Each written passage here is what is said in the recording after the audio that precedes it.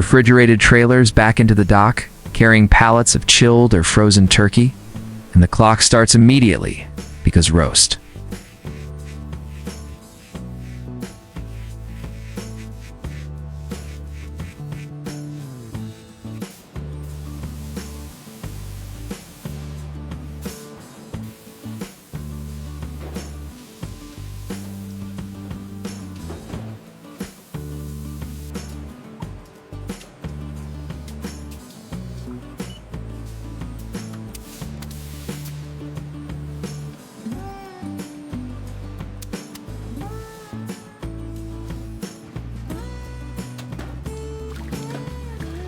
Turkey is a ready-to-eat product where time and temperature control determine both safety and yield.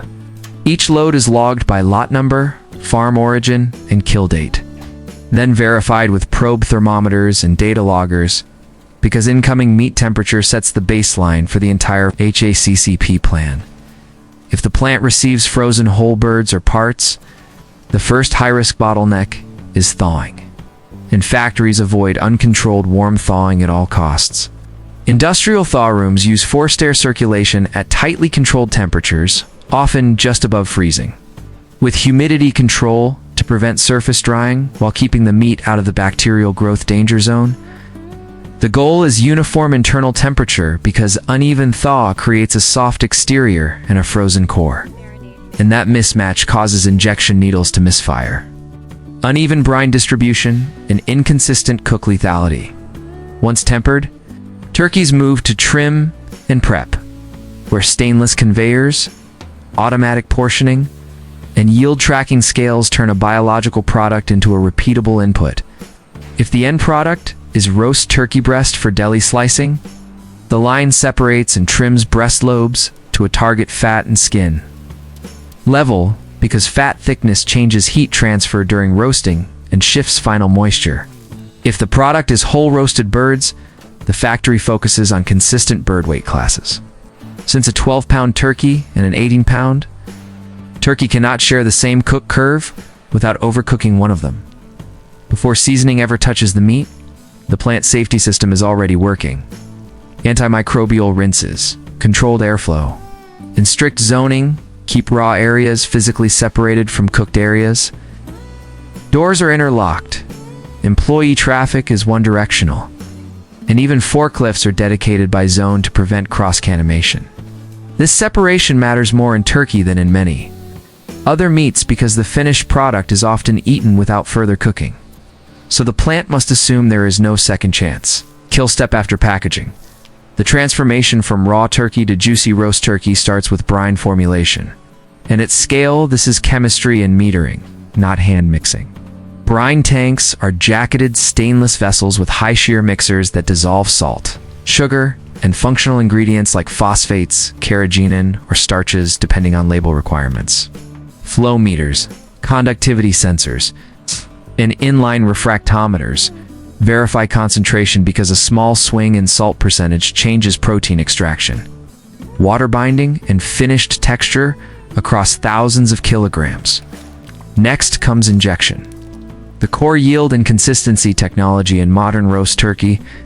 Multi-needle injectors use dozens to hundreds of hollow needles arranged in a grid, and servo-controlled pumps deliver brine at a set pressure and stroke volume. The machine synchronizes needle penetration depth with conveyor speed, so brine is deposited throughout the muscle rather than pooling on the surface. Inline scales measure green weight before and after injection, and control software adjusts pump output to hit a target pickup, often around 10 to 20%, depending on product spec and regulatory limits. Injection isn't just adding flavor, it changes the physics of cooking.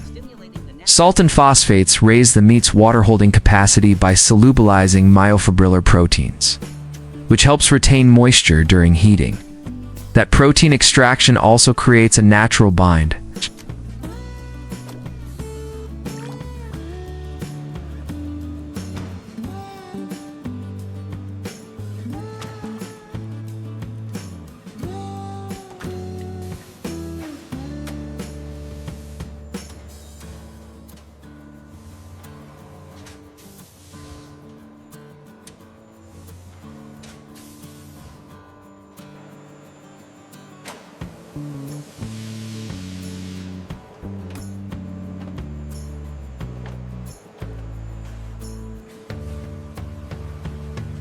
which is essential when the plant forms turkey breasts into uniform logs for deli slicing. Without controlled protein extraction, the product slices poorly, crumbles, and loses purge in the package. After injection, many factories use vacuum tumbling or massaging to distribute brine and develop bind. Vacuum tumblers are rotating drums that pull the air down to a partial vacuum, which opens the muscle structure and accelerates brine absorption. The rotation pattern is engineered. Too aggressive and the meat smears. Too gentle and brine remains uneven. Programmable cycles, alternate rotation, rest. In vacuum levels, so the brine equilibrates while keeping muscle integrity. Forming is where roast turkey starts looking like a standardized industrial product. For deli items, turkey breasts are loaded into molds or stuffed into elastic nets and casings that hold shape during cooking. Vacuum stuffers remove trapped air because air pockets become weak points that cause holes. Poor slicing and localized overcooking. Clipping systems close the package mechanically with aluminum clips or heat seals. And printers apply lot codes that remain tied to every downstream. Package for trackly. If the product is whole roasted turkey, forming is replaced by trussing and uniform seasoning application. Automated applicators can dust dry rub evenly using vibratory feeders and controlled airflow, or apply liquid marinades through curtain coaters. Consistency matters because seasoning impacts surface browning, and surface browning changes perceived doneness even when internal temperature is identical. Now the process moves into the cook system, and this is where the factory earns the word roast at industrial scale. Traditional roasting implies dry heat, but factories often use a hybrid of convection heat, steam, controlled humidity to maximize yield while still delivering roast flavor and color. Large smokehouses or continuous ovens are essentially thermal reactors. Air velocity, humidity, and temperature are controlled to move heat to the turkey at a predictable rate while managing moisture loss. In batch smokehouses, racks of molded breasts or whole birds roll into insulated chambers where fans circulate heated air. Steam injection raises humidity to improve heat transfer and prevent the surface from drying too early, which would seal the exterior and slow internal heating. Programmable logic controllers run multi-step recipes, a warm-up phase to avoid case hardening, a higher temperature phase to drive browning and set texture, and a final hold to deliver required pathogen kill. In continuous systems. Spiral ovens move product on a belt through temperature zones. And this is how plants reach millions of units per year with stable labor and energy use. A spiral conveyor increases dwell time without increasing footprint. And zoning lets engineers match heat input to the product's thermal profile. Sensors measure chamber, temperature, humidity, airflow, and sometimes even product surface temperature with infrared. Feeding control loops that keep the cook curve from drifting during shifts and seasonal changes. Asterisk. Food safety targets are non-negotiable, so factories validate lethality scientifically. The internal temperature must reach at least 165 degrees Fahrenheit, or 74 degrees Celsius, for whole muscle turkey under standard guidelines. And plants often use time and temperature equivalents, validated to achieve specific log reductions of pathogens like salmonella. Product probes are inserted into the cold spot of the meat, typically the thickest section, and data is recorded automatically. These logs are not paperwork theater. They are the proof that every batch met the lethal step required for ready-to-eat status. Roasting also has a sensory engineering side: color, aroma, and texture.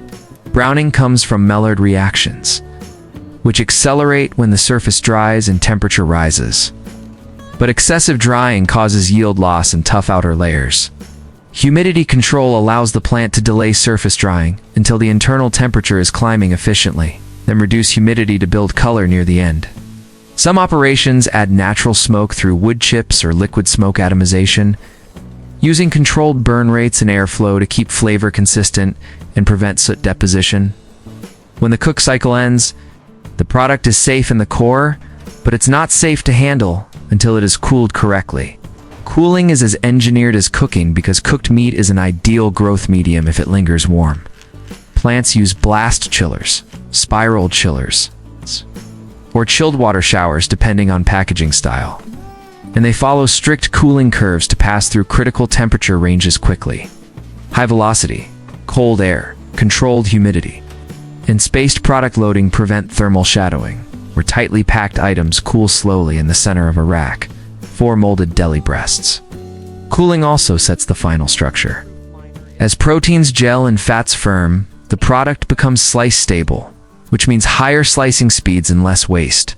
Some facilities use equalization rooms after chilling, holding product at a controlled cold temperature so the entire log reaches uniform firmness. Because slicing a log with a cold exterior and warm core causes tearing and thickness variation. Once chilled, the plant enters the highest control area, post-lethality handling. This zone is designed to keep Listeria monocytogenes out. Since Listeria can grow at refrigeration temperatures and is a primary hazard in ready-to-eat meats, air is filtered and pressurized, surfaces are easy to sanitize, condensation is minimized, and employees follow stricter hygiene protocols. Many plants use antimicrobial interventions like organic acid sprays or post-pack pasteurization to add another hurdle against contamination. Asterisk if the product is sold as whole roasted turkeys. Packaging often happens soon after chilling. Automated baggers load birds into heat shrink bags. Vacuum sealers remove air to reduce oxidation and drip. Dang dumb. And hot water shrink tunnels tighten the film for a clean presentation and better shelf life. Check weighers verify labeled weight. And X-ray systems scan for foreign materials like bone fragments, metal, or dense contaminants before cases are sealed.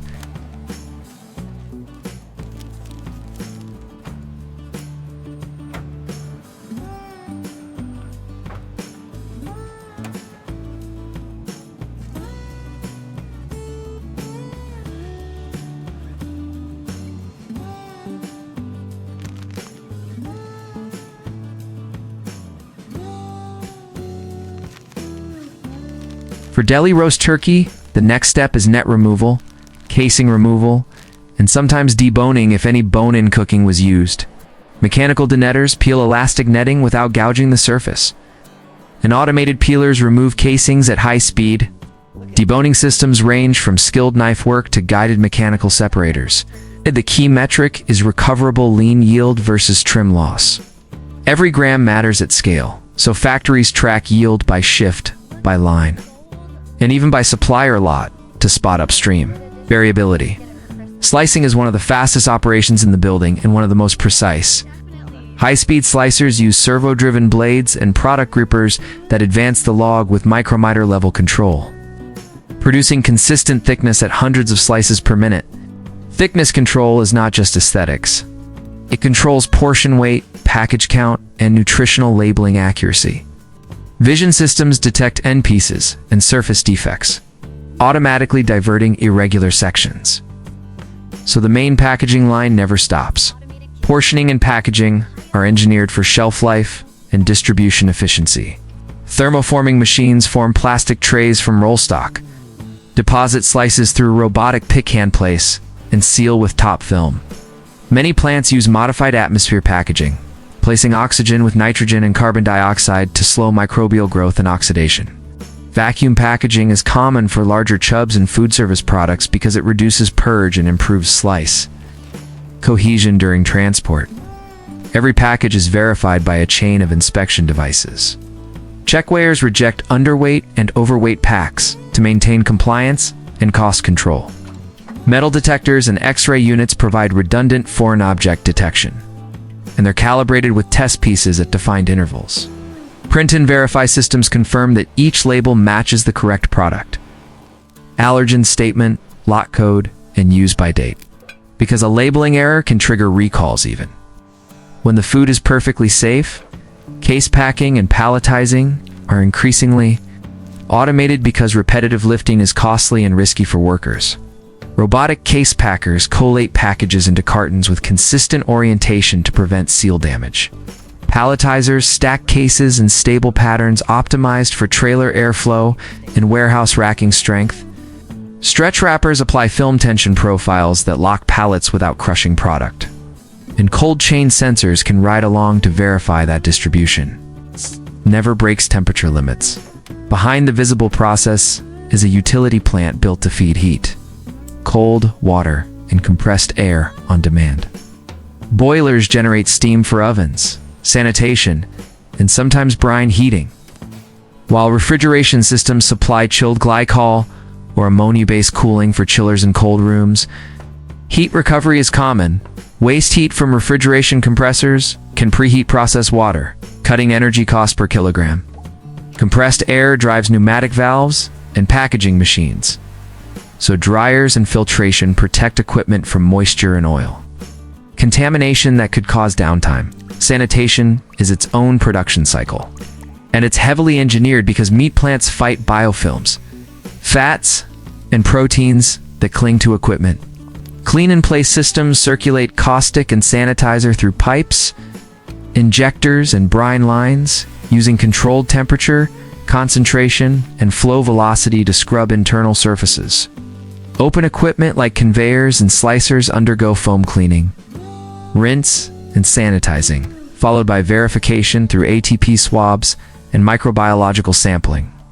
The plant's uptime depends on sanitation quality because a single contamination event can halt shipping and force product holds. Waste handling is also optimized because turkey processing generates solids, fats, and high-strength wastewater. Screens and dissolved air flotation remove fats and suspended solids before wastewater treatment, reducing load on municipal systems or on-site treatment plants.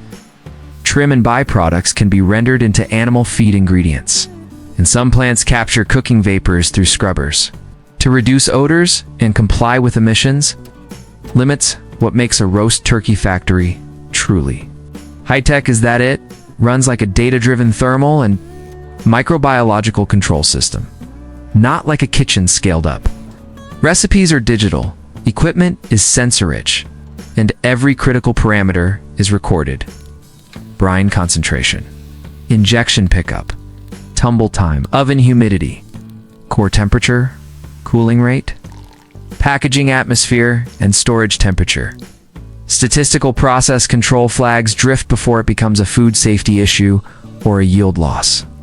And that drift detection is how a plant produces the same slice, the same bite, and the same shelf life across millions of units. In the end, the product leaving the dock is the result of controlled water movement, controlled protein chemistry, controlled heat transfer, and controlled contamination risk. The factory isn't trying to cook one perfect turkey. It's trying to make thousands per hour that are all equally safe, equally tender, equally seasoned, and equally traceable. Using machines and controls that turn a highly variable raw ingredient into a standardized roast turkey supply chain